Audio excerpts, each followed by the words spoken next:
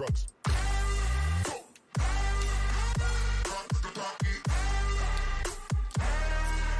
See your girl in the park.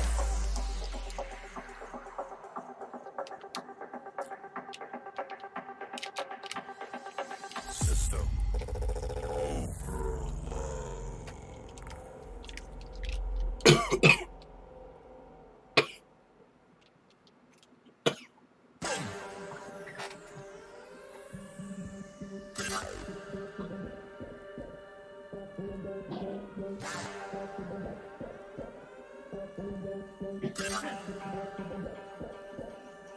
overload.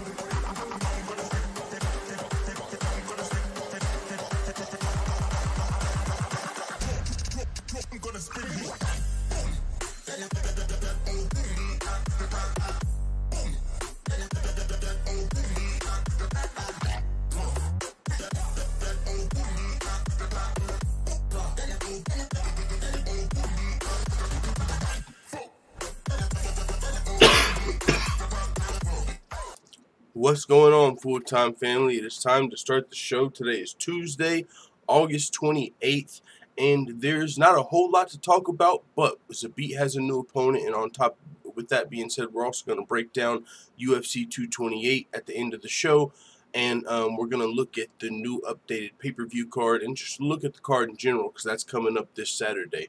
But, man, we have a hell of a video to watch at the beginning of the show. Junior Dos Santos was falsely identified as a man in this nightclub rampage video posted on YouTube. We're going to get into that. I'm going to explain this whole situation. I'm actually going to debunk this video, which his team is, of course, coming out and denying he was in the video. But after you watch the video, you're like, God damn, that's what a fucking legit UFC heavyweight would do, or even worse, in a club. I mean, we're going to watch the video. It's fucking crazy. But it's not Junior Dos Santos, and I'm going to debunk that. I'm going to show you guys. But first, I want to show you guys what I was working on all night last night, just for the full-time family. I'm going to check out the chat as well, give some shout-outs to the people that are here at the beginning of the show. John Doe, Mr. Perfect, said, hey, full-time, about to get off work and head home, bro. Hope I don't miss too much. You shouldn't, and also, we might get a panel going on at the end of this show. Stamina MC said, London calling, what's going on? Why you got to stream when I should be doing work? I cannot lock in, dang damn it. Hey, man, maybe catch the replay. My bad. I don't know when you're working. You know how that goes. Peter Fictional Space says, fuck the Mayweathers. What's the name of the intro song? I'll have to get that for you. I don't have it off the top of my head, but it's on a YouTube channel called No Copyright Trap Sounds or something. It's just some no copyright song. Wrath of the Raider said, got that homework for Western Civilization in the building. Israel, get dog in the motherfucking house. Alright, y'all. So, yeah, man, let me show you guys what we've been working on. We got the second channel. Used to be called Full-Time MMA 2. I'm going to designate this just to the MMA parody songs. I renamed the channel UFC Yankovic. So, if you guys haven't subscribed to that, I really wanted to hit 1,000 subscribers. That's my only goal for that channel. I'm not putting no focus or dedication into it like that. I'm just going to put the songs that we do over there on a separate channel. But I really want to get it to just 1,000 subscribers. So if you haven't, if you would do me a favor, go over there. Link is in the description. Hit the subscribe button. That would be dope. And of course, we're going to give the full-time family a little more time to roll in. Like he said, he's heading home from work. And of course, a little more, you know, everyone doesn't always get their notifications. So we're going to start the show off actually with the song over there from UFC Yankovic, Cardi B, I Like It remix. Of course, Conor McGregor versus Khabib Nurmagomedov is official. So this is one of the parodies we made. And then I got a motherfucking world premiere type thing, but it's an actual video for you guys to check out. And it's one that I know you guys enjoyed. It was that God's Plan Tony Ferguson one. But before it was just a weird video, but we updated it, and I sent it in to Stockton Slaps. So you guys, we got something coming. I'm telling you, ahead of UFC 229. But without further ado, we got some MMA to talk about. Let's give some more people time to roll in and run McGregor versus Khabib. Let's go.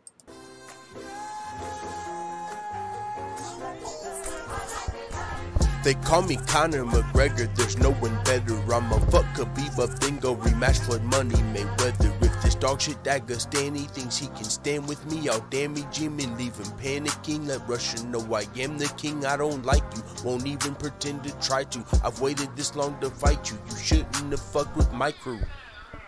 You ambush Artem Lobov in the hotel lobby, so we went and called gang. Now I'm coked up off of Molly, now I'm coming to the stage. So I think that you should probably stay the fuck up out my way. Somebody get me a dolly. Whoa, Conor McGregor. You think you can talk to Khabib like this? No, sir. Here we go.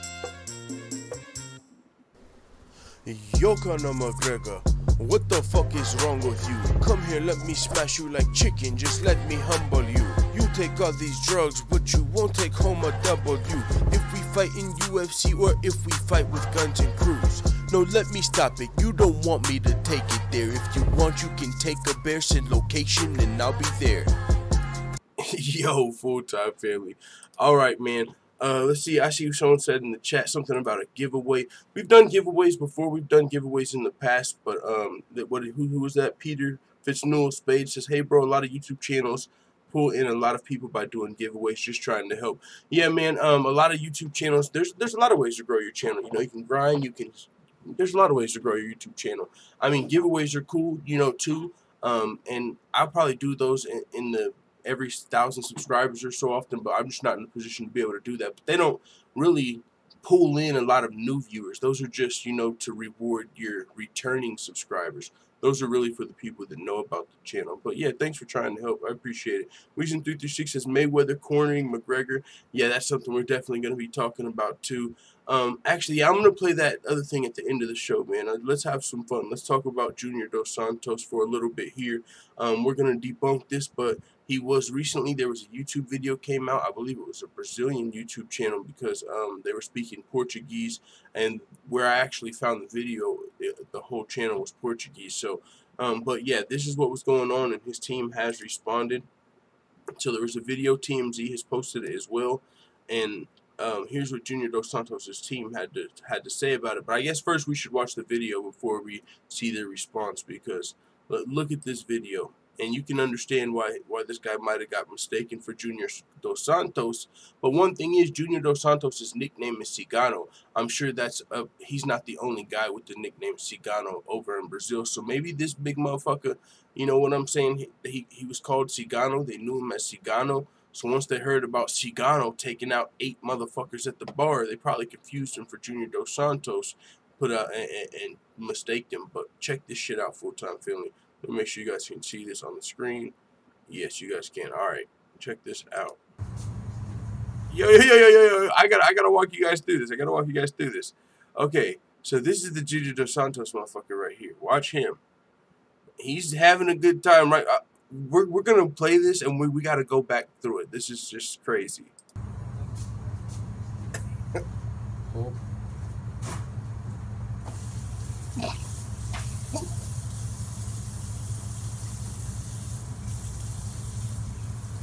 Oh shit!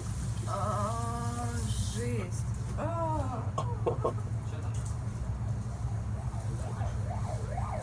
Oh shit! God damn!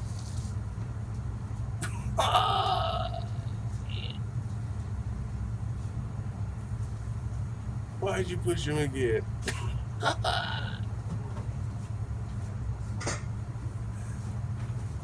Yo! He's laying motherfuckers out. He probably has like 9 right now. This motherfucker got a Kilimanjaro and shit. He got like, he's laid out like 9 people right there already.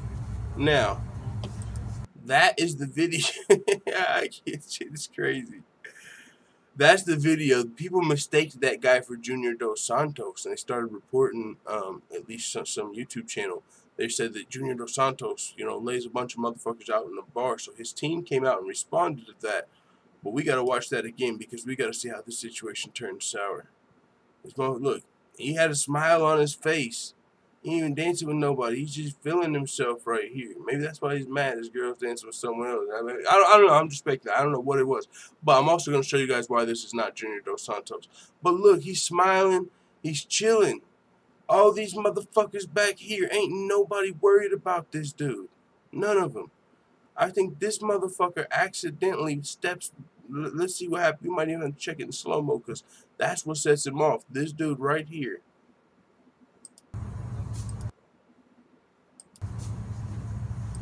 Oh, what's he doing? Bumping him with his butt? Did he give him with the old bump butt? Oh! Oh, god damn, he just dropped it. Look. Nigga, you got all this space in front of you. What the fuck? Scoot up. They got 5 people right here. He's trying to get down. These motherfuckers, you got them all hunched up in a corner. You got all this space in front of you. You ain't got no motherfucking dance partner. Look at all this open space where you can just step forward and get your motherfucking groove on. And this dude makes one little move to the left, move to the right, and you want to lay the whole fucking club out. Oh my lord. Look, they're cool. They're cool. He ain't got no. Look. He's looking at him. This is where we need to slow it down.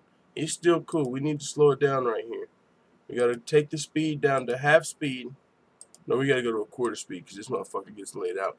All right. So Look, he's looking at him. There's not really room for him to. He's trying to get his dance move is going right. The sequence is right.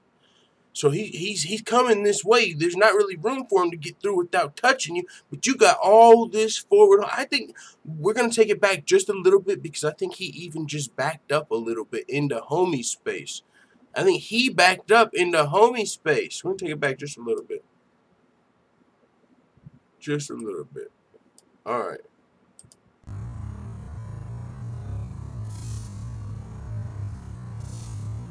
Nope, he didn't back up, but here he is. You can see him now. He's looking. Maybe. I mean, I wish I had a laser. Maybe he's looking the wrong way right here. Ooh, can I pull one of those up? No, I think I thought there was like a tool tab. But look at his eyes. He's looking down. Maybe he's looking at the floor. But let's see what he does right here with this motion. Oh. Made contact right here with the hips, I think. I think he gave him a little, tapped him with the hips. I think he gave him a tap with the hips to check his heat. If you know what I'm saying. He might have given him a little tap. Oh, yes, that's where you fucked up. Chill. All right, let's see if he gave him a hip tap before he gets laid out when we finish this. Tap. Oh, and here he goes. We're going to watch this in slow. Bye-yow! Alright, and so yeah, that's what happened. Now, I'm going to show you guys real quick. I'm not going to play the full video again, but I'm going to show you guys why this is not Junior Dos Santos. Look at this guy's hair. Even though he doesn't have a lot of hair, he's not completely bald. You see a little something there. You know what I'm saying? He's on the sides. He's got a big bald spot up top. But you see a little something here, and I'm going to show you this is why this is not Junior Dos Santos. You see a little something. Now, look at Junior Dos Santos on Instagram for like the last 20 fucking days. My nigga shit is clean. Shined. Motherfucking spit shine. He ain't got nothing around there. There's nothing but head. No hair. No sight. And this is for like the last 20 days. My dude has been clean. Shining out in the sun. You know what I'm saying? So that wasn't him. But that was a hell of a fucking video. He just started, look, dude. He just starts laying everybody the fuck out. Like, homie might have hip checked him. Not even checked him, but checked his heat. And then he just fucking loses it on everybody around. Just starts laying everyone the fuck around. And this dude, he's not a UFC fighter. Could you imagine a fucking Stipe Miocic or a Daniel Cormier on the loose if somebody fucking gave them the wrong idea or hip checked them when they were getting their groove on? I mean, because this is not a UFC fighter, and he's doing this. Woo! Woo! Down! Taking motherfuckers. So, scrambling their eggs and all type of shit. Homie don't want no more smoke over here. He got one bomb and said, what the fuck did I do, man? He's over here laying this motherfucker out. Oh, you want to check on him? Bow! Kapow! He gets up and pushes him. Now he flies across the room. Yeah, look at that kick. Throw him across the fucking room. All 10 of you motherfuckers can't get this dude. Yo, this dude is so lucky nobody had a fucking weapon here. So lucky nobody had a fucking nothing. They must have been in somewhere where they checked for that shit. Super check. You know what I'm saying? They were dancing. They must have checked hella for weapons because he was comfortable to beat the fuck out of the whole club. So somebody might have picked up a damn anything. That's crazy. So, yeah, he was mistaken for Junior Dos Santos, but his team came out and said, a YouTube video showing a violent club fight incorrectly identifies Junior Cigano as the aggressor. It is defamatory and infringement of Junior's trademark rights. Formal complaints have been filed. Junior has never and would never strike anyone outside of a professional bout. So, yeah, it's not Junior Dos Santos, you guys, but still a hell of a fucking video. Holy smokes. Now, moving on, I see a lot of people talking about Fuck the Mayweathers. Floyd Mayweather offering to train Conor McGregor at his boxing club ahead of his Khabib fight. You might be thinking what I'm thinking. Why the fuck or what the fuck could Floyd Mayweather show him that he could use against Khabib? You know what I'm saying? Okay, we all know that, yeah, Conor McGregor's got the better stand-up already, but if training for Khabib, he doesn't need to be learning any boxing tactics, any boxing footwork, any boxing anything. He don't need to be doing any associating with Floyd Mayweather while in Vegas. But this is what Floyd Mayweather had to say as far as the fight is concerned. He said, I'll talk with Dana. I may talk with Conor and get some tickets. But leading up to the fight, when McGregor gets to Las Vegas, we'd like him to train at, I know the UFC's got a training facility. Of course, he's talking about the UFC Performance Institute.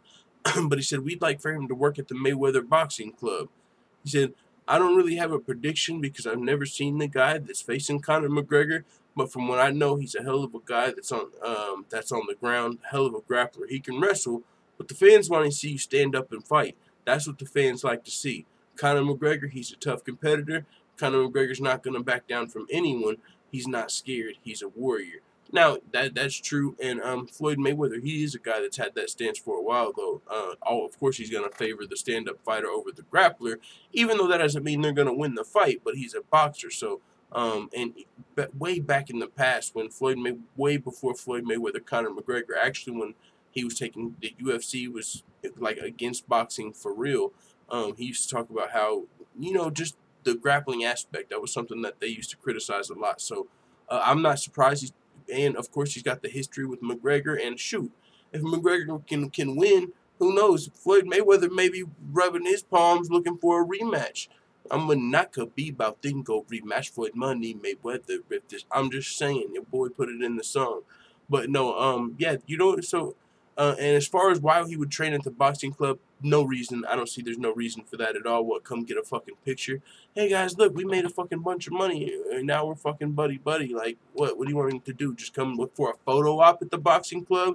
He ain't gonna get no good training for Khabib. Ain't nothing Floyd Mayweather could show Conor McGregor for Khabib in a million years. Khabib, you know what Khabib would do in Mayweather's gym? Exactly what we just saw in that fucking bar scene right before this. That's what Khabib would do if he got on the loose over at Mayweather's boxing club in Vegas. He would just be taking motherfucking boxers down and smashing. They would be trying to come get him off. He would turn around, take you the fuck down. I mean, you would have to have one of them big-ass Mayweather goons around to try and fuck with Khabib. And you better hope DC's not there to have Khabib's back. I'm just saying it would be similar. But yeah, so Floyd Mayweather offering to train Mayweather a little bit ahead of UFC 229. We'll see if he's in attendance. That'd be dope. One of the biggest fights of UFC history. It's going to be interesting to see if it beats UFC 205, which of course where Conor McGregor became the champ, made history, 3 title fights on that card, Madison Square Garden. That was a big card. It's going to be hard to top that, but this is a fight that the world will be watching. So we'll see if Floyd Mayweather actually shows up since it's in Vegas and watches live. Let's see what the chat's talking about. I know you guys had something to say about this Mayweather Floyd talk. What I miss, Conor? What with Floyd? Yeah, you didn't miss it yet. We saved it, man. We had some JDS to talk about. Weezen336 says, yeah, that's not JDS. No reason to keep hitting that dude over, and that motherfucker was going crazy in there, hitting that. Yeah, he was just ram everybody. Like, if homie hit checked you, that's one thing. You laid him out, but he laid out 8 people after that. Like, that was some Hulk smash shit. Infamous says that would make no sense. Wicked Stick says, I would have smashed him with a bottle. That's what I'm saying. He got lucky. Nobody used any motherfucking weapons at that point. That was crazy. Nothing. Like, that's a big dude. Big dude. And he's fucking people up like that. That's what somebody got something. I'm surprised nobody had nothing. Infamous says, Floyd wants tickets. I would recommend Conor to hang out and be friends with Floyd. Dude has a history of screwing his friends' girls. Oh, yeah, definitely. And you see how he's fucking doing with 50 Cent right now. Holy shit. And they were supposedly friends. They're coming at each other. Man, I should have covered that more, but I was doing a lot of work at that time. But Floyd Mayweather and 50 Cent were best friends, but at this point, they've exposed each other's motherfucking deepest, darkest secrets, talking shit on each other, calling each other snitches and murderers, and fucking each other's best friends, like girlfriends, and shit is going down between them. So who the fuck would want to be Floyd Mayweather's friend after a situation like that, you know? I mean, 50 Cent, of course, he's not innocent. It's not just like Floyd just straight turned on him, but either way, you got to be careful who you get close to. Fuck around and go down in flames. Cool the Fool, a motherfucking dog. Floyd wants to get Conor over his place so he can sabotage him and make stacks betting against him. Yo, that's actually a good idea. Cool the Fool, get him over there, fucking get him some of that fucking does Floyd Mayweather got his own liquor? I know Conor McGregor's got his own shit now. I don't know if Floyd does. Either way, get him liquored up before the fight. Have a good time. Maybe hear about it. Yeah, that's a good call. Cool the fool. Weezin336 says McGregor's only chance of winning is boxing. Yeah, what's he gonna do for McGregor against Khabib? Infamous says Floyd wants to take. I already read that. Infamous says this is the reason why Floyd's only friends are bodyguards, kids, and fighters. Yep. Musa Lion says Floyd is a snake and can't be trusted. Hell yeah, but we're gonna move on now. From the Floyd Mayweather offering to help Conor McGregor ahead of UFC 229. Like I said, that makes just about no sense, but it is what it is. They do got a history, and we'll even see if he shows up at the fights. I mean, I think he should. You see, shit, this is going to be a good fight, man. That's going to be a good fight, and honestly, kind of like a win-win for Mayweather in a sense. Because if you don't like McGregor, he could potentially get fucked up. But, I mean, at the same time, if you're Floyd Mayweather watching that, you're probably thinking, damn, that's what would happen to me in there. You know what I'm saying? So, but if McGregor wins, it kind of makes you look better because you fought McGregor. And if he loses, you don't like him anyway, so you get to watch him get his ass beat. So, fuck it, show up, Floyd Mayweather. Show some love to the UFC. We showed love to boxing. Javier Mendez, Khabib's coach, though, speaking of McGregor versus Khabib, he said there's no possible way to ready Khabib Nurmagomedov for Conor McGregor's striking. He's just admitting it. He's conceding to Khabib striking. It's not going to be ready for McGregor's, and we saw that in some of his recent fights. He's got some holes in his stand-up. And Conor McGregor, I mean, I'm saying this kind of as a joke, but Conor McGregor actually did make this comparison. Conor McGregor's like the fucking new age Bruce Lee, or Chuck Norris, if you will. No, but Bruce Lee for real. And he did say on social media, then there was Bruce Lee, now there's Conor Mack. You know, maybe tooting his own horn a little bit, but Conor McGregor's a hell of a fucking striker, and he's one of the best to do it. Champ, of course. We know his legacy by now. He's defied the odds multiple times, went over to boxing, and he's the former lightweight champion, and he's got great striking. If you look at MMA in three aspects, of course it's more, but if you look at stand-up, or if you look at striking, wrestling, and jiu-jitsu, Conor McGregor's strongest suit is, of course, his striking. Great striking, tremendous. And so with that being said, Khabib's coach is admitting, yeah, that's not going to be our strong suit. We're not going to be able to get ready for him, but that's not how we're planning on beating him. You don't know what the real grind is like. Shit. You don't know what the trials and tribulations that I've been through in my life. Let's go, Reggie the Tree with the $20 salute. My mom worked 3 jobs to sleeping on couches. Food on the table. My mom worked 3 jobs just to put food on the table. You don't know what the real grind is like. Let's motherfucking go. Appreciate the 20 in the super chat. That's always funny when I hear Colby coming up. And you don't know what the real grind's like. $20 bomb in the super chat, says Chris Cooks. Reggie the Tree is the motherfucking champ for that $20 donation in the super chat. Much appreciated. But yeah, man. But it is still kind of interesting, the wording he used, Javier Mendez. There's no way possible for Khabib striking. Like, yo, but this is what he actually had to say. He said, to me, Conor McGregor is the best stand-up guy in the whole UFC, in my opinion. He says he's got incredible relaxation. He approaches it like a scientist. He knows how to read you. He knows how to bait you. He knows how to put you right into that trap before you know it, you're caught sleeping. He's a master. In my opinion, only the fighting arts, and he's also got a ground game. He's good everywhere. I'm not sleeping on how great he is. I'm prepared for everything, but he's a great fighter. He said there's no amount of time that we have that's going to help us get him to stand up. There's no way possible. So I'm not going to say, oh, yeah, we're going to get him ready. Come on, wake up. It ain't going to work. We have to fight our strengths. We have to find ways to open the doors to where his weaknesses are likewise. And likewise, this is basically the classic grappler versus striker fight. Keep in mind that they can both grapple and they can both strike. This is just one is better than the other at each discipline. We're the better grappler. He's the better striker. But that doesn't mean we won't strike. It just means he's better. It's about who plays whose game. So, I mean, this is, you know, Khabib's coach, and he's pretty much conceding the fact that they're going to have the worst striking in this fight. But we'll see, you know, this is the coach. Sometimes when you get in there, game plan goes away. Maybe Khabib, this is personal. This is political even over in Russia. I mean, recently Conor McGregor is some shit I couldn't really translate. I don't know the backstory on, so I didn't really cover it.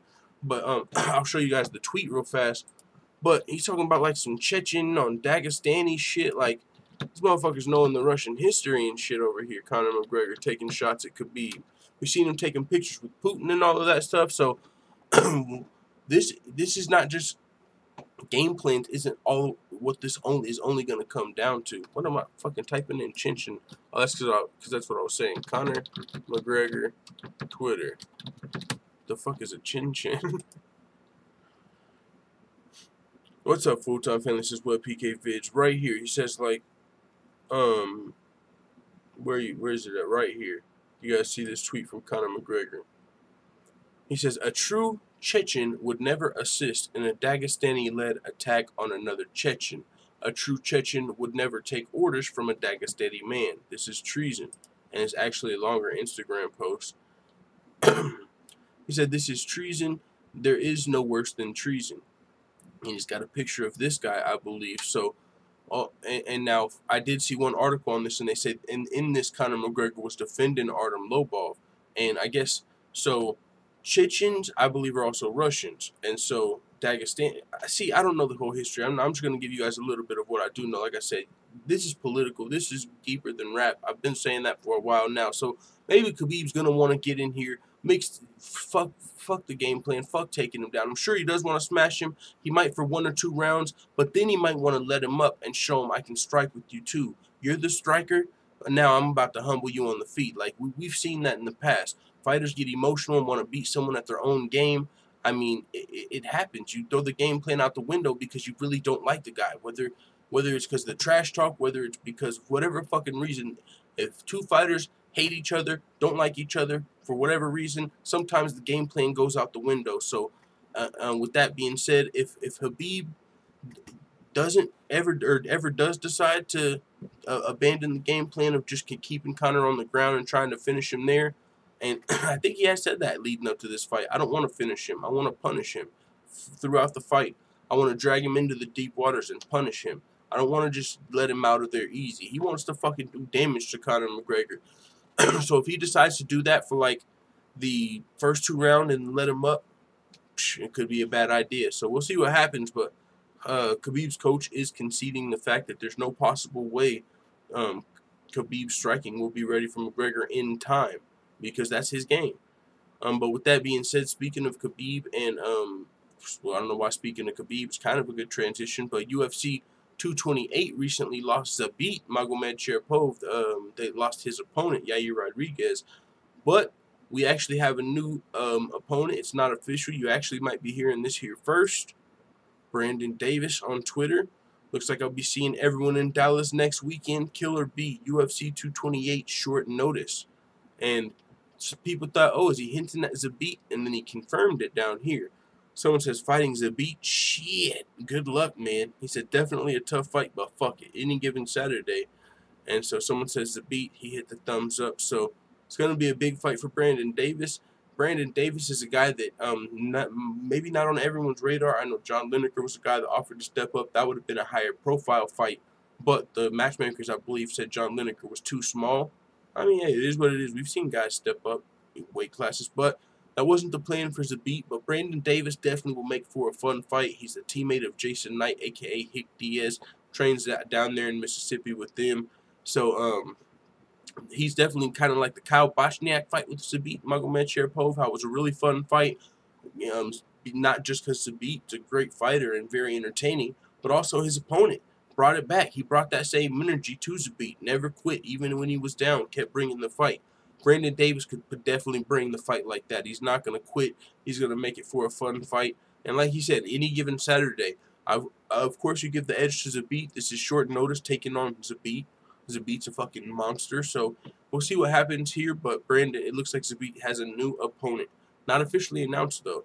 But a little more about Brandon Davis. Like I said, he trains out of Mississippi. Here's his UFC fight history so far. 2-2 in the UFC, coming off of a loss back in May to Enrique Barzola. Before that, he had a win over Steven Peterson, impressive win. And he's a great striking fighter, but I mean, Brandon Davis, who he trains with, is crazy with his jiu-jitsu and his rubber guard. And if you see him fight, he loves taking the fight to the floor, trying to work his jiu-jitsu. So he definitely trains with some high-level grapplers as well. So he's pretty well-rounded. It's going to be a super tough fight, but he knows he's got that ahead of him in Zabit. but that is Zabit's next opponent. So Zabit has a fight confirmed. Yes, sir. He's going to be stepping up. Is that what you said? And unranked. So Zabit has to fight in unranked. Yes, it didn't look like there was any higher ranked fighters that were willing to step in on short notice and fight Zabit. There was a bantamweight ranked fighter in John Lineker, but he wasn't ranked at featherweight. So the UFC, I guess that they didn't like that idea. John Lineker, who did offer, and Zabit did accept. He was like, "Yo, call the UFC, boom, boom." They told me you were too small. I don't know what the fuck that means, but he would have been ranked. It would have probably looked a little better that way, but he was ranked at bantamweight, so it doesn't look like they could really find him a short notice ranked opponent. Someone says Rob Brandon Davis, he's going to get crushed. I mean, hey, he lost his opponent. Yair stepped out. But what that does mean, though, is if Zabit can come out of this fight relatively unscathed, he can still fight Yair by the end of the year, which he said he wanted to do. He was like, "Yo, Yair, I'm still fighting, but motherfucker, you can't keep running from me. By the end of the year, I'm on your motherfucking ass." So that's still something we can look forward to. But yeah, I probably think Zabit's probably going to be a pretty big favorite in this fight. Short notice, Brandon Davis, unranked. Zabit's a fucking stud. So yeah. But recently, that's UFC 228 coming this Saturday. Last Saturday, we had UFC Lincoln, and one of the best fights for sure of the night was Iuri Alcantara versus Cory Sandhagen. And this is interesting, and usually I don't just do fucking injury reports, but this fight right here was so good, if you remember, because in the first round, Alcantara like fucking broke Sandhagen's arm. After that, he started just fucking. He got out of the submission because he was like, "I'm not. If I got choked, I would have went to sleep, and the ref stops the fight.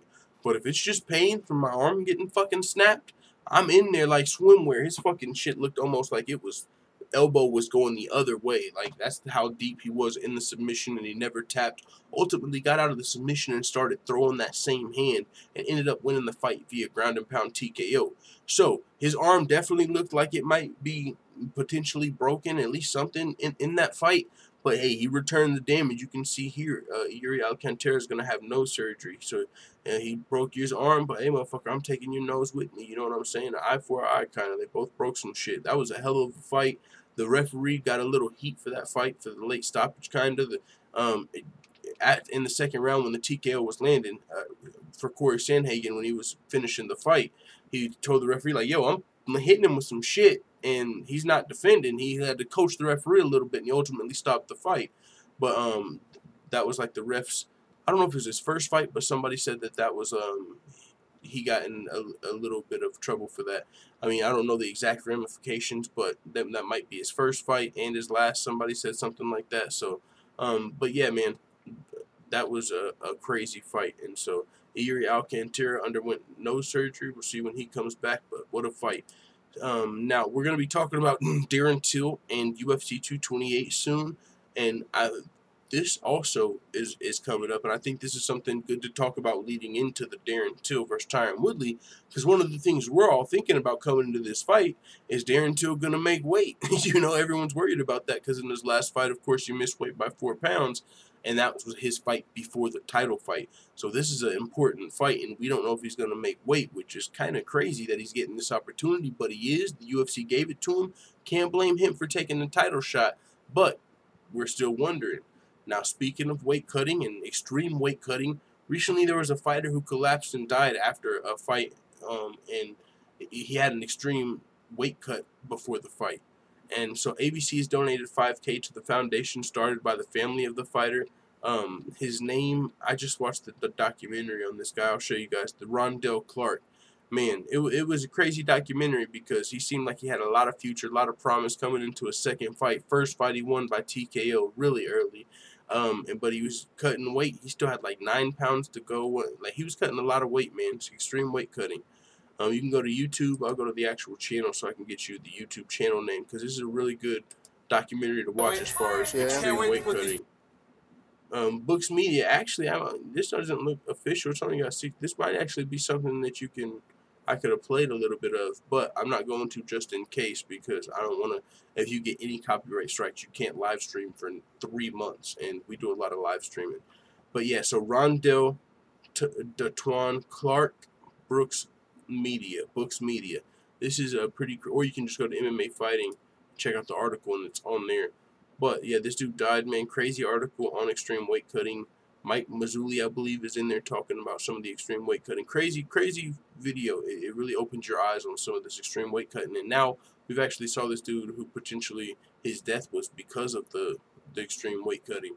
So I bring that up. You know, it's this unfortunate situation, but they have started a foundation in his name. And like I said, ABC, the Association of Boxing Commissions and Combative Sports, is putting their money where their mouth is. The article says they donated $5,000 to this fund. Now, $5,000 doesn't seem like a lot in terms of funeral cost. I don't know if that's for funeral costs and all that, but it is still a generous donation for sure from the ABC, and it's to help kind of combat extreme weight cutting. I believe this foundation's going to go on to speak against extreme weight cutting and shit like that. So they're helping that cause. Now, with that being said, I wanted to briefly talk about that because we're talking about Darren Till, who's given an update on his weight. He said he can't wait to say fuck you to the critics. Gotta be careful, you know what I'm saying? Like, literally, that's why I spoke on that before we got to this. And Darren Till is a guy, like many people, who cut a lot of weight. And if you cut a lot of weight, it's a lot of weight. I'm talking 40. Darren Till's one of the people that probably cuts 30, 35-ish pounds. He's one of the biggest welterweights for sure. So when you're cutting 30, 40 pounds, even 20 pounds, as we saw in Alex Perez, the flyweight, I believe, a little more than 20 pounds. When you're doing that, you're not doing any services to your body. You're breaking your body down. It's not good for you, for your health.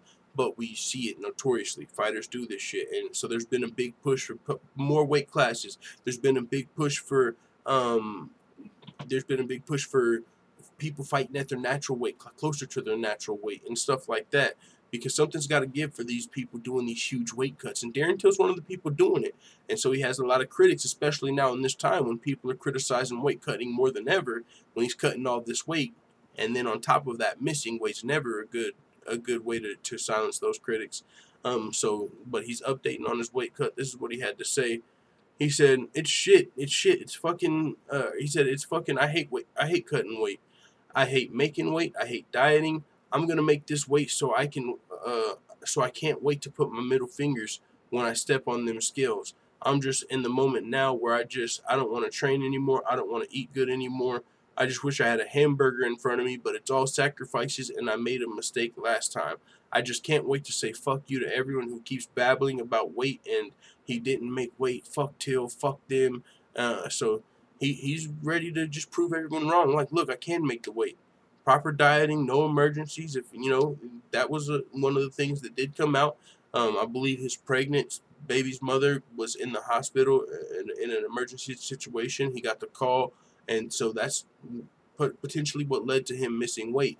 But there was also a video. He has bad weight cuts, and so seeing what bad weight cuts can do to your body, that was worst case scenario with Rondell Clark, of course. But just seeing that and the current climate of things, we'll see where weight cutting goes from here. But like I said, in California, they've already started to push for the new weight classes. They've already approved it. They recommend fighters who come in like over 10% of their weight of their fight weight to go up a weight class. So there's actions in place to kind of combat this weight cutting issue, but we'll see if it works, because one of the things I pointed out, and other people have too, if you add weight classes, like let's say you add a 165, well, maybe there's a guy that makes 170 that doesn't want to fight at 185 that's like, well, maybe I can cut 5 more pounds. Like, maybe they shouldn't cut 5 more pounds, but with this new division, like, ooh, I might be able to just do 5 more. You know, so some people might still try to cut more weight, but still it would allow a lot of people to fight at a more natural weight class. Of course, guys like Kevin Lee and some of these bigger guys that have actually been vocal about these new weight classes. Kelvin Gastelum, he's a guy that might be fighting at a weight class up. Donald Cerrone, Jorge Masvidal. There's a lot of guys that could benefit from that 165 weight class, actually. But there might be some guys, like, could you imagine fucking Darren Till trying to cut to 165? He couldn't. I'm sure he couldn't. But if it was between 165 and 185, that's why they'd, of course, have to add 175 too. So if they added 175, he'd probably go up. But yeah, we'll see what happens. I think right now we're in the middle of a movement. Like, I think we're in the middle, like, of a big weight cutting change. It's gonna happen. I don't know when. I don't know if it's gonna be in the form of new weight classes or what. But with the spotlight that's on weight cutting as of late, I think something's going to change. We'll see what it is. I mean, we've heard Dana White talk about going back to the early weigh-ins. That kind of just died out. But there's been, or not going back to the early weigh-ins because that's where we are now, but going back to the afternoon weigh-ins, a lot of fighters were like, whoa, chill, Dana, chill. And they kind of chilled on that. Fighters kind of spoke out like, no. We like the early weigh-ins. Don't punish us for these assholes who aren't making weight. So that kind of died out, but stuff is being looked at to solve this weight cutting issue. But with that being said, Darren Till, I mean, he's giving a little update. Hopefully he doesn't miss weight. Of course, we know Kamaru Usman is on the side, but Tyron Woodley has recently said he's not fighting Kamaru Usman on 24 hours notice if Darren Till doesn't make weight. Y'all shouldn't have put Darren Till in this position. Y'all know he missed weight in his last fight, so don't come at me like, hey, fight Darren Till, but just in case he misses weight, even though we know he might, you got to fight Usman on 24-hour notice. Meanwhile, Usman's probably been preparing for Woodley the whole time.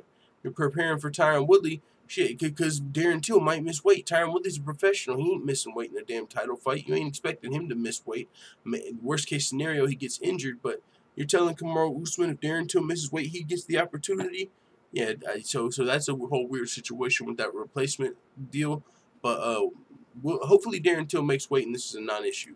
But with that being said, before we potentially open up the panel or get out of here for the day, we're going to talk about UFC 228 a little bit, the updated card. Now, this actually is not they haven't updated it. Of course, they don't have Brandon Davis on here instead of Yair Rodriguez. But one of these 3 WMMA fights actually got taken off the card, if I'm not mistaken. I'll pull it up. I think it got replaced, actually I'm pretty positive, by the Nico Price Al Hassan fight for some reason. Let me pull it up. Updated UFC 228 fight card.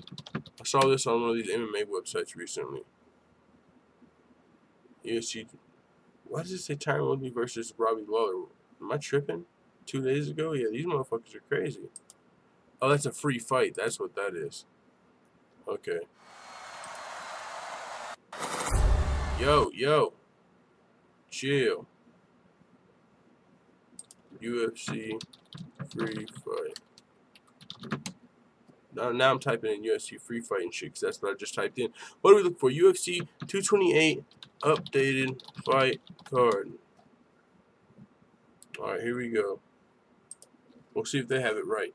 But yeah, to my knowledge, and that was kind of cool, you know, the 3 WMMA fights on one card. But it was new. But let's see if they have it updated here. I actually don't, so we'll see. But yeah, recently on like MMA Fighting or MMA Junkie, one of them updated the card and they had one of those WMMA fights you see on here. They had it replaced by Nico Price and Abdul Razak Al Hassan. So with that being said, that could potentially happen. And which one was it? Of course it wasn't Shevchenko versus Montano. I'm pretty sure it might have been Esparza versus Suarez. We'll see. But either way, also, or it could, Zabit versus Brandon Davis might get moved around. So this isn't the order of the card for per se guaranteed, but still, this is the gist of it, and we do know that this is Brandon Davis. But so yeah, I mean, we can just breeze through it real quick, looking a little bit at the early prelims. You got Frank Camacho, Jeff Neal, Ryan Benoit, Roberto Sanchez, submission artist there, and Roberto Sanchez. He's like 8-1, 7 wins by submission. We got Lucy Pudilova versus Iuri Alcantara. That's a super close fight, tough fight to call. Jim Miller versus Alex White. Jim Miller returning. He needs to win. So does Diego Sanchez, also returning. He's returning against Craig White. Got some fun fights there on Fight Pass. 5 fights on Fight Pass. And then, of course, I can't wait for this fight. Jimmie Rivera versus John Dodson. Jimmie Rivera making a quick turnaround after that knockout loss to he just got knocked out in the first round by Marlon Moraes with that head kick. And he's making a quick turnaround, you know, kind of like Frankie Edgar. He got knocked out by Brian Ortega, quick turnaround. He had some success, but John Dodson's dangerous. I honestly think also John Dodson has more paths to victory in this fight. He can win this fight decision or KO, you know, and he has a knockout win over TJ Dillashaw, the current champion, for what it's worth. And so Jimmie Rivera, out of his 21 wins, I think he's got like 15 or 16 decisions. I really see if he's going to win this fight, it's probably going to be a decision. And it's quick turnaround, so this is going to be a great fight, man, for just where these guys are at and everything that's going into it. So I can't wait for this fight. Nico Price versus Abdul Razak Al Hassan. This is going to be a good fight. Nico Price just knocked out Randy Brown like last month or the month before. That crazy fucking hammer fist from the bottom, like knocked him out against the cage. That shit was crazy. And then Abdul Razak Al Hassan, both of his last fights were wins, knockouts against Sabah Hamasi. He had to fight him twice because the first fight was an early stoppage a little bit, so they fought again, and the second time he put a stamp on it. He got a knockout in the first round, knocked out Sabah Hamasi. But Sabah Hamasi now is like 0-4 in the UFC, and so Nico Price, he's got a lot of experience. I think Nico might be a little bit of an underdog, but he was against Randy Brown too, and he just knocked him out. So he's definitely underrated. 12 wins, like 11 finishes. I'm fucking with Nico Price. I think I'm going to give him the edge, but man, this is going to be a good fight as well. I'm looking forward to Charles Byrd versus Darren the Dentist Stewart. Charles Byrd coming off Dana White's Tuesday Night Contender Series. Great submissions, also very powerful. I mean, he's the favorite, I think, coming into this fight. But Darren the Dentist Stewart just knocked out a good submission artist in Eric Spicely. He was riding like a 4-fight losing streak before that, but he got that big win over Eric Spicely at UFC Liverpool. That's going to be another great fight I'm looking forward to. I think I'm actually giving the edge to the Dentist, Darren Stewart. Aljamain Sterling, Cody Stamann, 2 of the top 10 ranked bantamweights in the world. Of course, Aljamain, the Funk Master, has been on the show, part of the full-time family. I tried to reach out to him to potentially get him on the show again before the fight, but it might be too late. I did it like last week, so 2 weeks before the fight, I don't know how. You know, I need to find out the like media cycle for these guys, exactly when is the best time to hit them up. Maybe hit somebody up that's fighting in like 3 months or 2 months or something to give him plenty of time. But either way, Aljamain Sterling, the Funk Master versus Cody Stamann, who is 17-1. Cody Stamann's coming off a split decision win over Brian Caraway, who got ghosted out of the UFC rankings after that. I don't know what happened with that situation, but I don't think he's back yet. But either way, Cody Stamann, big win over Brian Caraway. Now he's taking on Aljamain Sterling. Cody Stamann's a great wrestler. That's his strength, for sure, his wrestling. Of course, he's well-rounded, but pretty much his wrestling is his strength.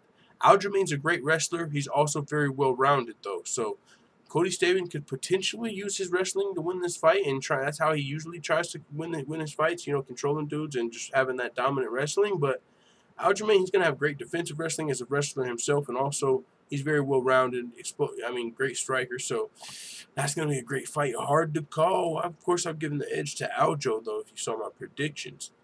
Now, just quick breakdown of the pay-per-view. Check out the chat and then potentially get out of here.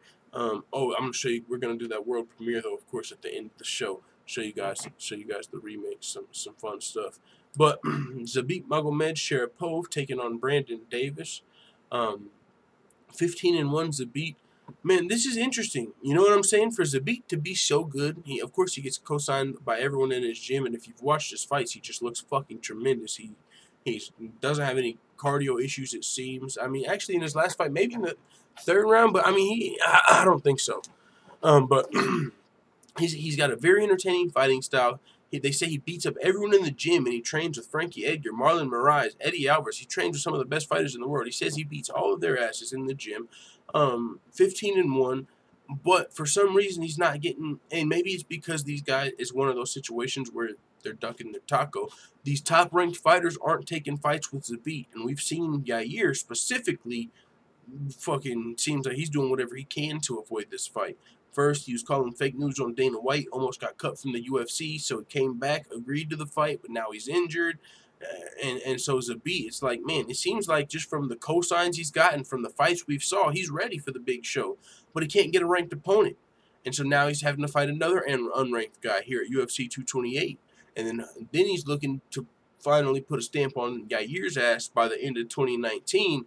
But, man, it's like he's ready for the top 15, but he ain't getting those damn shots. So I can't wait to see him get that opportunity.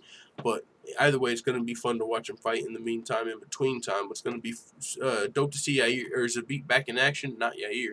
Fucking human helicopter #1. This fight is like some human helicopter type shit. Both of these dudes throwing ninja shit, all type of fun, flashy strikes. I mean, it would have just been fun because someone might have connected with what. It would just it's gonna be a fun fight if it ever actually comes to fruition.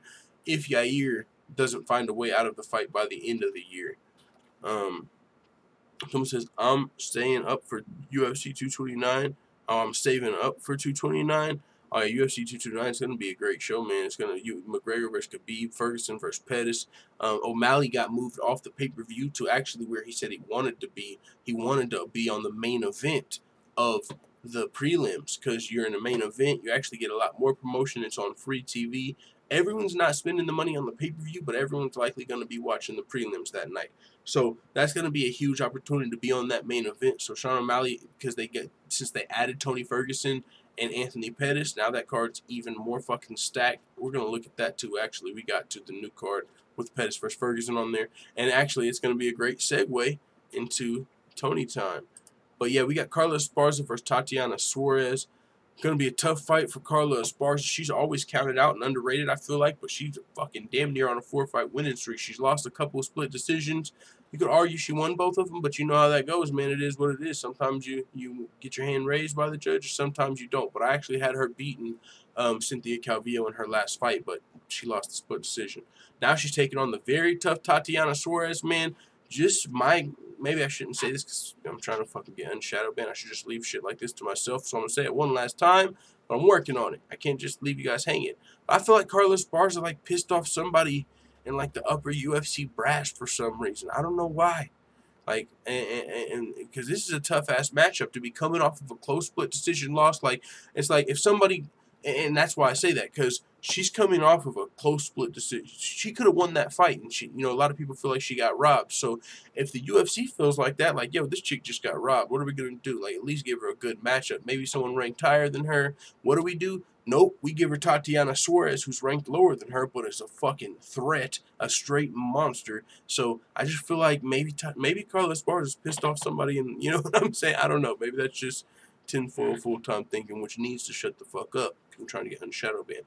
But yeah, so we'll see what happens. That's going to be a tough fight for Carla Esparza, former strawweight champ. Tatiana Suarez has fucking great wrestling. She's a dog coming up undefeated. Not as much pro fights, but don't let that record fool you. She's definitely a great wrestler. She could potentially, get submitted, though, even in this fight. Carla Esparza is well-rounded. It's going to be tough, of course, to submit Tatiana Suarez. She's good herself, but I could, that's just the case. This is MMA. Anything can happen. Or if you can find somebody like Jessica Andrade has great, grappling. She's one of the bigger 135 fighters, and she likes to get the fight to the floor. But maybe there's going to be somebody like Joanna that can keep the jab in her face or just do something to keep her out of her game plan. But it's going to be tough against Tatiana Suarez. Great fucking wrestling credentials coming into her UFC and MMA career. So, yeah, man, I'm giving the edge to Suarez in that fight, but to me, this fight's a lot closer than a lot of people think. I mean, Carla Esparza is definitely the crafty veteran. A lot more fights, more than double the pro fights, former champion, been in there with a lot of the best strawweights, and she's like a fucking 5-1 underdog. Like, it's crazy. Actually, they're giving Karolina Kowalkiewicz more of a chance to beat Jessica Andrade than Carla Esparza a chance to beat Tatiana Suarez, which surprises me. Tatiana Suarez is a great wrestler, but, goddamn, is she, maybe I'm even still asleep on her, because I'm picking her to win slightly, but she's like if you want to bet on Tatiana Suarez, just looking at the odds, it's like a 6-1 favorite. She's a big favorite, and bigger than Jessica Andrade. And that was kind of surprising, because to me, Jessica Andrade is mini cyborg. This is not a great matchup for Karolina Kowalkiewicz at all. So I actually thought Jessica Andrade would be a big favorite in this. And of course, we know Shevchenko is a big favorite, but Jessica Andrade actually the smallest favorite of these WMMA fights, and she's a fucking beast. Top contender in my mind. Of course, Joanna Jędrzejczyk has that spot because she's Joanna. So she's the #1, but she already lost 2 title fights, so she's not next in line for the title. So really, this is a title eliminator. If Jessica Andrade already could be fighting for the title if Rose wasn't injured. But since she doesn't get paid to wait, she's going to take this fight with Karolina Kowalkiewicz. Tough fight, but Karolina Kowalkiewicz is not one to turn down a fight. To me, she's the Polish cowgirl. Anyone, anywhere, any place. Jessica Andrade, where? She even fought on the same card as Cowboy over in Gdansk. Like, she'll go to Gdansk and fight fucking Jody Esquibel. I'll go to Vegas and fight Jessica Andrade. Like, well, where do you need me? So, and Karolina Kowalkiewicz, definitely respect to her, and Jessica Andrade. Both of these girls didn't necessarily... This isn't the best fight for either one of them business-wise, but if you're just talking about being a fighter, that's why they took this fight. Business-wise, I mean, yeah, Karolina Kowalkiewicz actually I think she needs a win. I know she beat Jodie Esquibel, but was that her most recent fight, or did she lose to Claudia? Oh, she's on a 2-fight winning streak, but she got that split over Karolina Kowalkiewicz. So, I mean, this is a tough fight. If she wins, though, she could throw herself into title contention. So this is actually a big opportunity for Karolina, even though it's going to be a tough challenge. But Jessica, shoot, she just fucking beat Claudia Gadelha not too long ago in spectacular fashion, and then even beat Tecia Torres after that to really establish herself as the next in line for the title shot. So if she wins this fight, there's no denying it. She'll probably just wait on Rose to heal up and fight Rose. But yeah, the winner of this fight for sure could likely be fighting Rose Namajunas again, maybe even by the end of this year if they come out unscathed. Tough fight for Karolina. Jessica Andrade, like I said, she's been ragdolling the best grapplers in the division. So we'll see what happens in this fight, giving the edge to Andrade.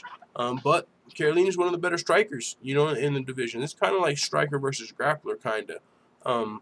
For sure, Karolina's got the better striking. Jessica looking to get the fight to the floor. But we saw what Joanna. We have saw a path to victory. We have saw Joanna show how to beat Jessica Andrade. Now, of course, it's a lot easier said than done. But there is some tape out there, some footage to see how to give Jessica Andrade problems. So maybe she can put together a Joanna-like game plan, but it's going to be tough. It's going to be real fucking tough for Karolina. Like I said, I'm actually surprised she's not a bigger underdog in this fight. And I respect on Karolina's name. She's a great fighter. Just as far as the matchup and everything else, that's why. But moving on, of course, Shevchenko versus Montano. Big favorite for Valentina Shevchenko. I mean, it's the motherfucking bullet coming for her title. It's time. We've been waiting on this for a while. She should have been the champion. They should, as soon as they made this division, they should have gave the belt to fucking Valentina like they did Ronda Rousey back in the day. They should have just gave it to Valentina. We know whose fucking belt this is. Whoever wins the show, guess what? You get $250,000 and you get to fight for the title. You get to fight Valentina in the inaugural title fight. Yeah, you're probably going to get your fucking ass whooped. But right now, we've been in a whole situation where we got Nico Montano, multiple injuries, running around as the UFC champion. And she is, because she won the tough show. But it ain't like she's ever beat no motherfucking Valentina Shevchenko. You know what I'm saying? She wasn't just beating top contenders in the UFC.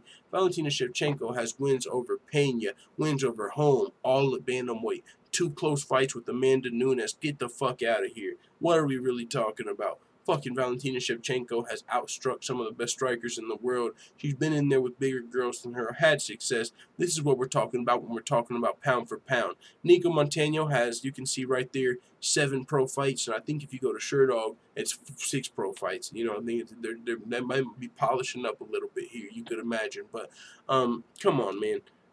I think it's safe to bet the farm on this house. I wouldn't do it because I can't do that. I would never bet no motherfucking house or farm or nothing like that. But you might make a little money. But I think you gotta. It's crazy. The odds are crazy. It's not even worth it. It's like fucking 10 to 1. You gotta bet $1,000 to win 100. You bet fucking 10,000 to win 1,000. Like if you need 1,000, but if you got 10,000 to bet, you probably don't need no damn $1,000. So it's not even worth it, you know, as far as betting or anything like that. But it's gonna be Valentina coming to claim her throne, and she could potentially reign in this strawweight division for years to come. She can potentially do what Joanna did at strawweight. I mean, now she's at her natural weight class. Amanda Nunes is the queen of bantamweights. No bantamweight can beat Amanda Nunes on the planet. And Valentina Shevchenko got close twice, and she's a fucking natural flyweight. So in my mind, and I don't think she does because she fought a flyweight in the past, unless the weight cut would absolutely just kill Valentina, she can reign in this division. The only reason she would go back up is to try and fight Amanda Nunes again, which who knows if that would happen, but also because her sister's coming up, Antonina Shevchenko, in this division as well. And so maybe she'll be like, I'll go up, fuck it, I'll go back up to 135 and let my sister fight for the belt or something, because her sister is coming over to the UFC. She got signed off the Contender Series, so either way, I think it's Valentina's time. She's going to beat Nico Montano. The question is how fast. Is it going to be a Priscilla Cachoeira type beating? Yeah, Nico might land 1 or 2 punches. She might surprise us like, oh, look, Nico fucking won a round. You know, maybe. It's going to be hard to win a round, honestly.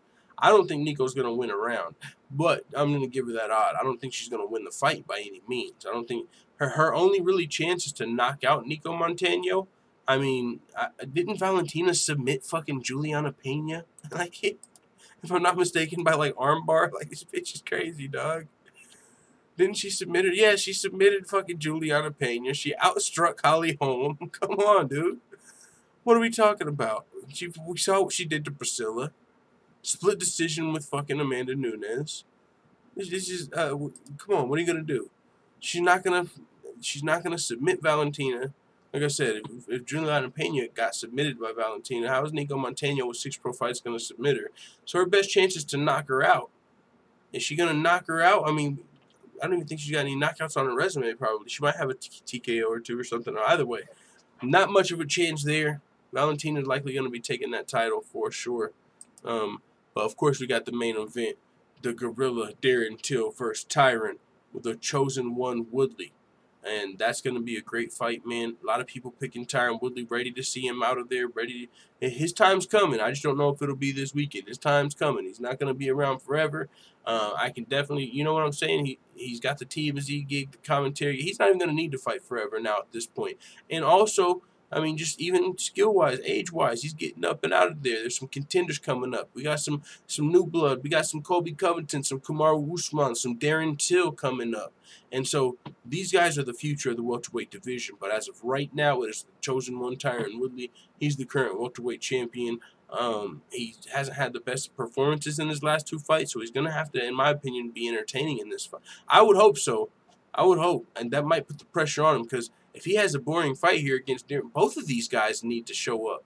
Darren Till versus Wonderboy was a little bit of a snoozer. So both of these guys kind of coming off of snoozers. So hopefully that'll get them like, okay, for our fans, for the people that support us, let's fucking get in here and throw down. I know Darren Till's willing to. Shit, he does it in sparring. So let's fucking go. You know what I'm saying? And his game plan might be to pressure Woodley. It might be, is he going to fight him like, so I can't wait for this fight. It's crazy to see what's going to happen. Darren Till is a huge welterweight. Hard for him to even make weight sometimes, eh? I mean, he can't wait just to shut people up. You know, once he makes weight and fights for the title, I think a lot of people will stop that. And that is true. I mean, that was the case for Khabib. No one really talks about Tiramisu or Khabib missing weight as much because he made weight against Iaquinta, made weight against Barboza, so he doesn't get the same amount of heat for missing weight. But if you're coming off of missing weight, that's why you get the criticism. So, great fight, 17-0, Darren Till, undefeated, only a split decision in the UFC towards shoulder, I believe, going into the 3rd round. Was looking great in the first 2 rounds, though. But split decision in that fight. Other than that, undefeated. This is a win-win for the UFC. I don't know, is it a win if Tyron... Well, yeah, because Darren Till still got a future. But I was going to say, if Darren Till can win this fight, and honestly, the UFC might be ready to get Tyron the fuck out of here if we're just being casual fans and talking about it.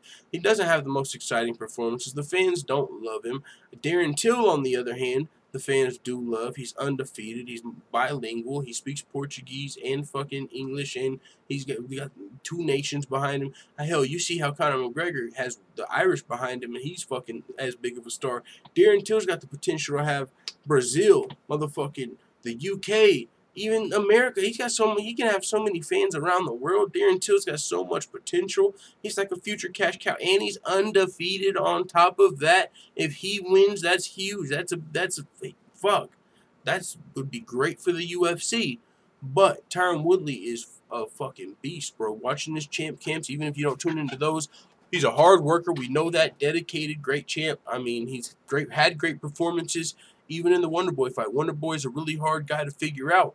And Tyron Woodley, who had really figured him out before, you know, Tyron Woodley? Darren Till, at least after he most recently fought Wonderboy, he could at least go back and watch 50 minutes of film study, Tyron Woodley fighting Wonderboy, and just learn that much more from Wonderboy. Tyron Woodley gave Darren Till 50 more minutes of film study to potentially prepare for Wonderboy.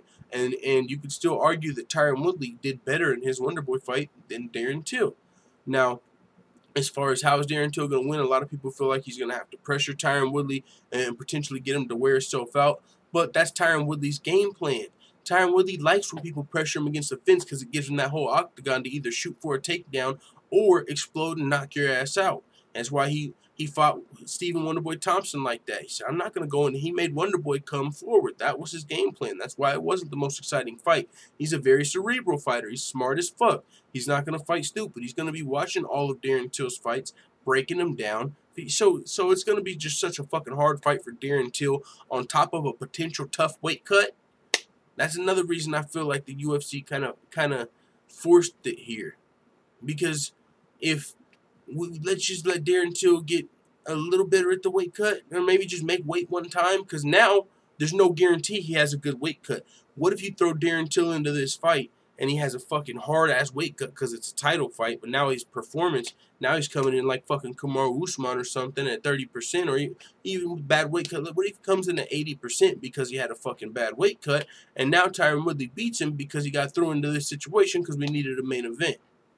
So then that would take a lot away from Darren. It wouldn't take a lot. Like I said, he's still got a future. He's still a young kid. It would only be his first loss to Tyron Woodley. But at the same time, if he won, became the champion, motherfucking 18-0, undefeated welterweight champ, dethroned Tyron Woodley, that would be huge too. So fucking, this is going to be a great fight. I know Booger Bash, my boy Forward, if he was here, he would be Booger Bash 2018. Let's check out the chat. What do you guys got to say about UFC 228? Because I believe that's really all I got for you guys. Oh, yeah. Of course, what is it? Tony Ferg? Oh, UFC 229. We're going to look at that too. So I'm going to pull up the chat, and I'm also going to pull up UFC 229. And when I do that, I'm going to show you guys the remix. McGregor vs. Khabib. There we go. Alright, guys. So, yeah, you can see this fucking main card is officially stacked. O'Malley, the main event down here, but now you see this card is stacked. OSP versus Reyes, Watterson versus Herrick, Lewis versus Volkov, and that's the new co-main event, maybe even. Ooh, Pettis versus fucking Ferguson. That should definitely be the co-main event. But Lewis versus Volkov, I mean, either way, it's a heavyweight fight. But I think Ferguson versus Pettis is the real co-main event. But yeah, so we're speaking of Ferguson versus Pettis. That was recently announced. Some of you guys might remember this from the past, but I never. Okay, I'm gonna tell you guys a story. Some of you guys might know it, some of you might not. Before Tony Ferguson fought Khabib Nurmagomedov, it was around April, right? Well, April 1st, April Fool's Day, midnight. At midnight, I made sure it was midnight to prank the channel. I was like, fucking, Tony Ferguson's out of his fight, injured, fucking, just joking. You know what I'm saying? He's injured, out of his fight. Boom, boom, boom, boom. April Fools. So we all go to sleep. Ah, ha, ha. You got me. Everybody was convinced the way I did it. It was really compelling and convincing. Everyone, so I lured you in, made you believe it, and then I let you know, all right, it's April Fools. We all go to bed because it was midnight. We wake up. Tony Ferguson's out of the fight. Dana White saying it. Everyone's like, is this some fucking sick April Fool's joke? Is this some sick joke? And it wasn't. It was true. So he was actually out of the fight. But I told that April Fool's joke, and I had even prepared for the fight. It was literally just fucking some joking shit, but I prepared, you guys know on my UFC Yankovic shit, I prepared Tony Ferguson versus Khabib, the God's Plan remix. I had already wrote it, but I was like, well, now he's not fighting. Now Tony Ferguson's not fighting Khabib, so this song don't work. I can't post this tomorrow. But it was still a good one. I just ended up spitting it live, and people actually really liked it. So what I recently did is I updated it. I made a little cool animation video for it, and I updated it to Ferguson versus Pettis, and I sent it in to Stockton Slaps. So once I'm not gonna actually upload what you're about to hear to the channel, but if Stockton Slaps gets it back to me, I'm pretty sure he is. He's working on that. He emailed me, so we're gonna have some more hot shit, full-time family, some God's Plan. So we're gonna talk about UFC 229, but the most recent fight announced was Ferguson versus Pettis. So check this shit out.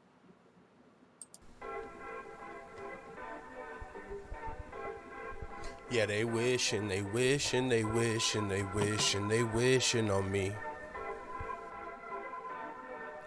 It's Tony time, bitch, I don't care who's fucking with me. Staying away from tiramisu's a struggle for Khabib. You don't wanna fight, you wanna cuddle with me. My elbows are knives and I'ma cut you with these. I don't really give a fuck who's with me. If this fat fuck will make weights a big mystery. If you were smart, then you would probably pick me to submit Khabib at UFC 223. To submit Pettis at UFC 229. Tony time. Tony time. I knock out, sometimes I choke. Hey. I might be the lightweight GOAT. Hey. If my leg didn't get broke, whoa, would've probably beat Khabib. then moved up and fought Woodley. Either wait for GSP. You don't wanna mess with me. Tony time. Tony time. I knock out, sometimes I choke. I might be the lightweight GOAT. If my leg didn't get broke, would have probably beat Khabib at UFC 223. Then moved up and fought Woodley. Either wait for GSP. Let's go, full-time family. But yeah, I sent that in. And one of the things he told me, he was like, anytime you have like a tune or anything, you know, because he's super professional with it. He was like, you know, the type of like auto tune or some shit to where you can't even tell it's done, like it's done on the professionals. Like, he's gonna hook it up, so I can't wait to drop that, you guys. And of course, for those of you who are here, if you weren't here in the beginning, check this out. I actually changed full-time MMA 2. I changed the name to UFC Yankovic. I changed it all up over here, and that's where I'm gonna post those because I don't know. I just felt like it was a good idea to do it separate. Maybe, you know, so we'll see what happens. You know, we got a whole lot going on this channel, and it's shadow banned currently, so maybe our other channel isn't. Maybe we'll see. But yeah. So if you guys do me a favor, I really just want to get it to 1,000 subscribers. I'm not focusing, switching, no focus, nothing like that. It's just when I do a fun little fucking parody, I'm gonna put it on this channel.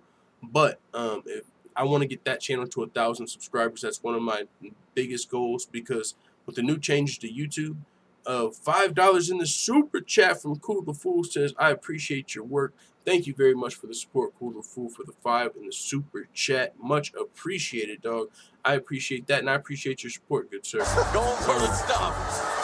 Mark Hunt. Butt drop. Let's go. Yo, thanks for the 5. But yeah, you guys, so if you haven't already yet, and actually it's kind of crazy because as soon as I'll show you guys something real fast just because we're chopping it up before we end the show. And if anyone wants to come on the panel and talk some, we'll do that still. But I got time, you know, we ain't been here for super long. We're also going to look over UFC 229, but we're winding down a little bit. So UFC Yankovic, check me out over there. Last night I uploaded all of our songs pretty much over there.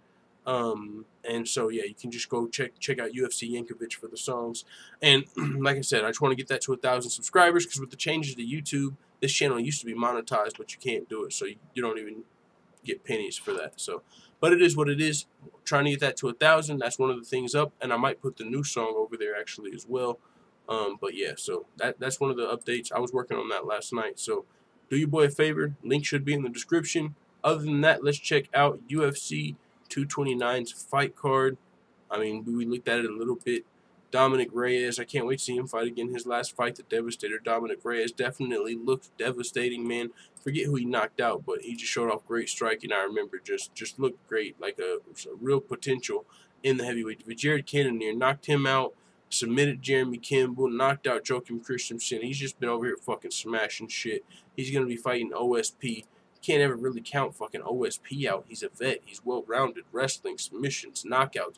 He's fought John Jones. He's got experience. What a fucking fight. What a light heavyweight fight. Dominic Reyes, potential new blood in the light heavyweight division. Been fucking everything up in the first round. UFC 229. Holy smokes, family. It is going down.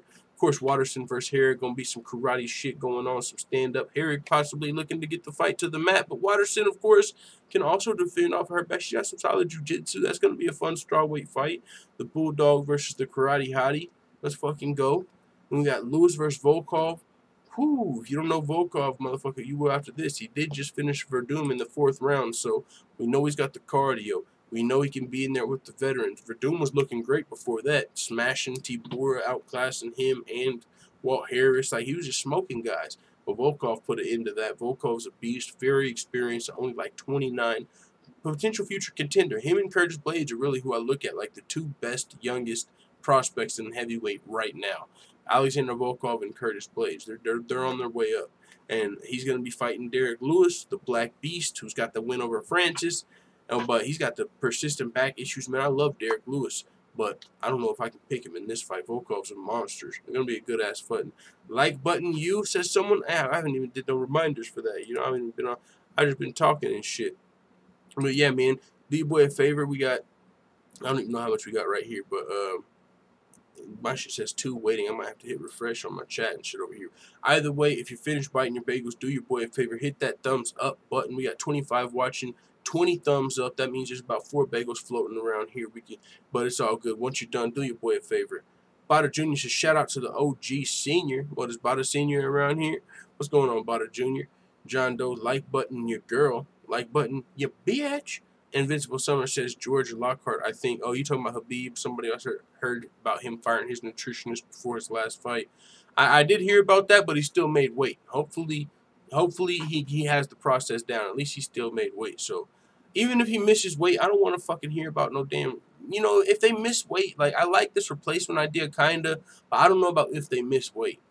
Like, maybe on a lower profile fight, but are you telling me you really don't want to see McGregor versus Khabib if Khabib misses weight by like 0.2?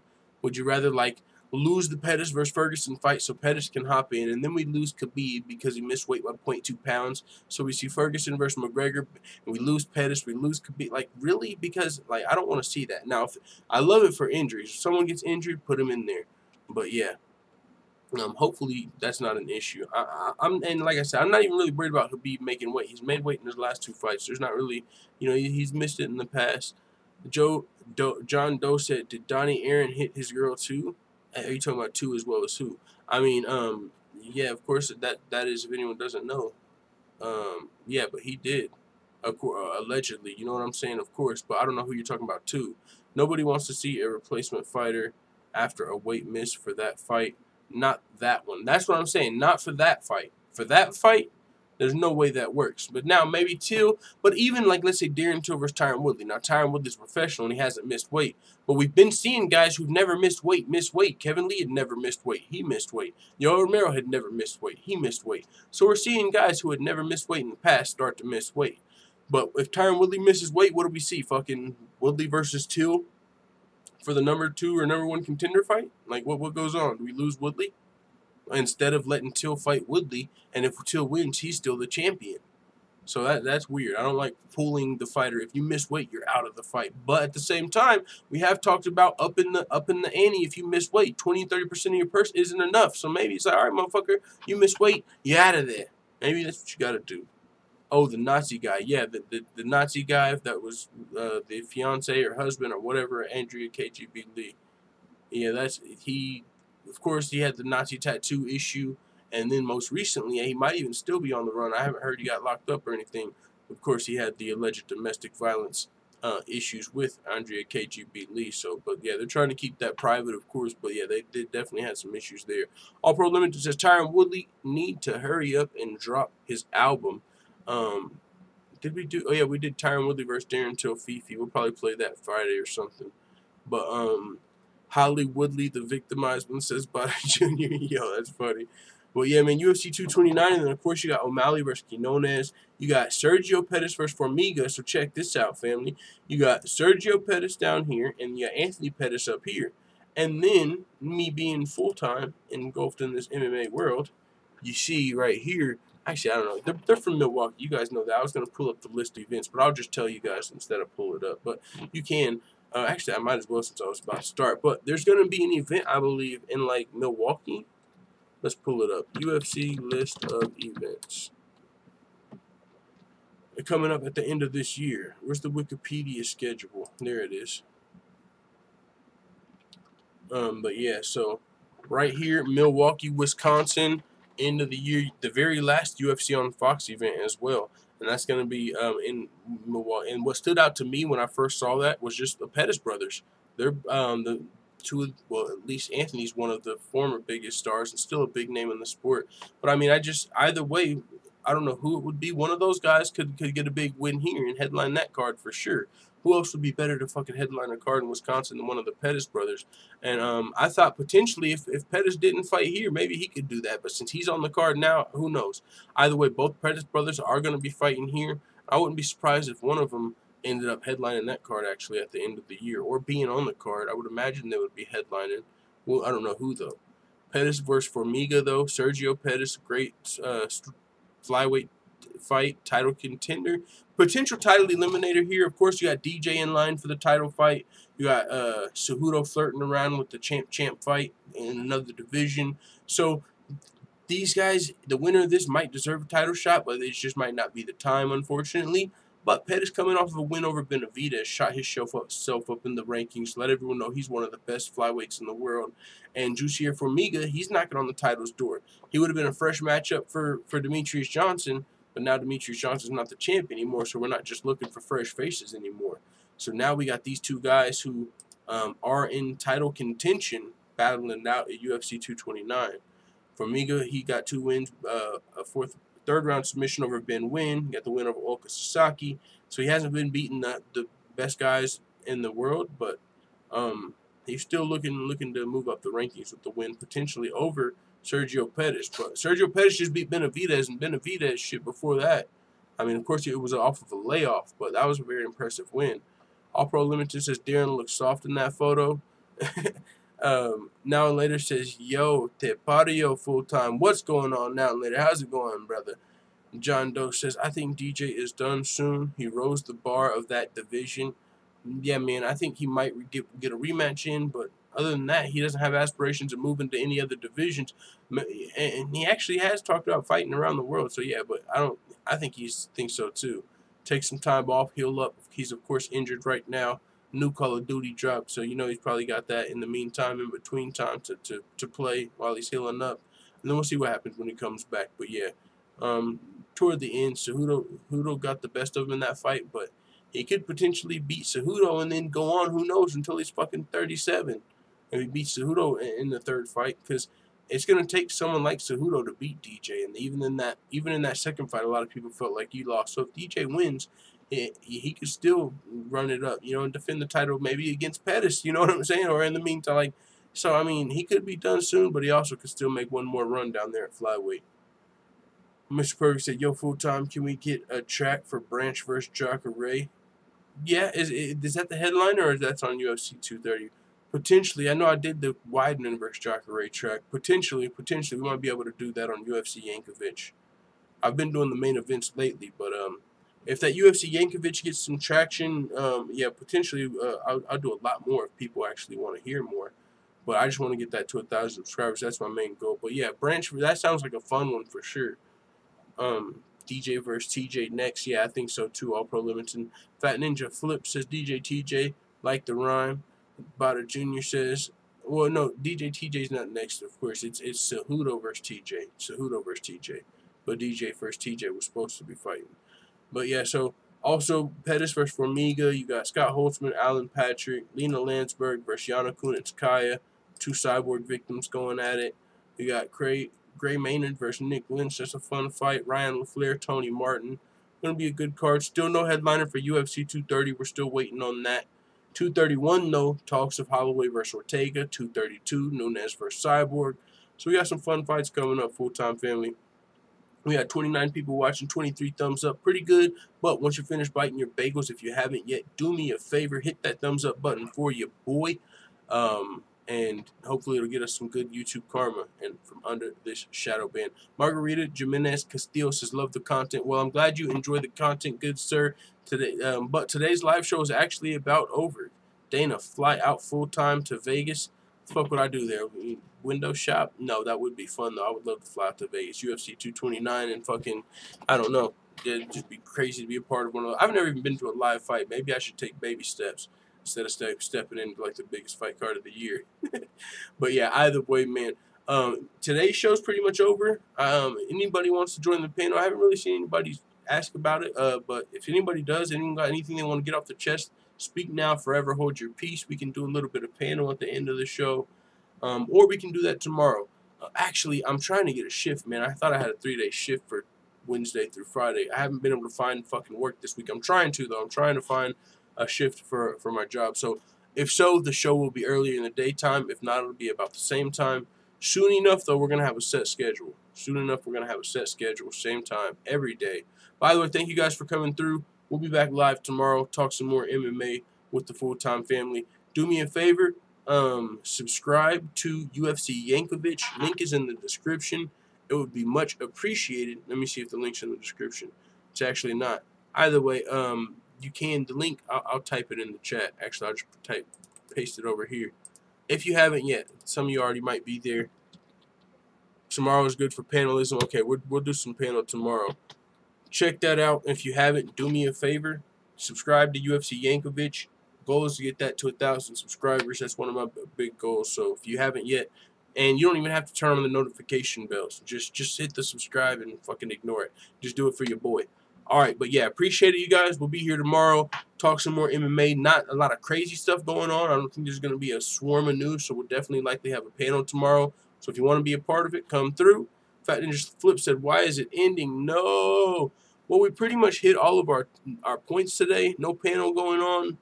And, yeah, unless there's, like, some debate shit. Yeah, so we're just going to shut it down for that. I got some more work I can do outside of this live stream, so I can get that done. One of the things, though, I was going to do later, check this out. Tell me what you guys think about this before we get out of here. I'm watching these regardless whether I do it live or not. But I can't do it on UFC Yankovic because I got fucking copyright strike over there for our live stream. But then they put my video back up and said, no, we just want the money, which is cool. But since it got taken down while we were live, I still can't live stream for 3 months. But I'm about to watch. I already watched UFC 1, 2, 3, and 4. I want to watch all the UFCs in order. So I was about to watch UFC 4 later on, actually.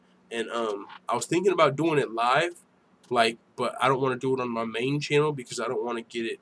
I don't want to get it copyright strike. So if any of you guys are interested in watching old UFCs, let me know because I'm gonna be doing that, and I can do it live on like one of my other channels. Just make a new channel. We can fucking start it up on YouTube. I already got 100 subscribers on my third channel. That was the Big Brother Beatdown. So maybe we can do it over there. So if you guys are interested in that, let me know. But either way, I'm gonna be watching these in the next few just in the future. So UFC 4, 5, 6, 7, 8, 9, 10. Fat Ninja Flip said he's down. All right, well shit. Probably do it later if you're not already.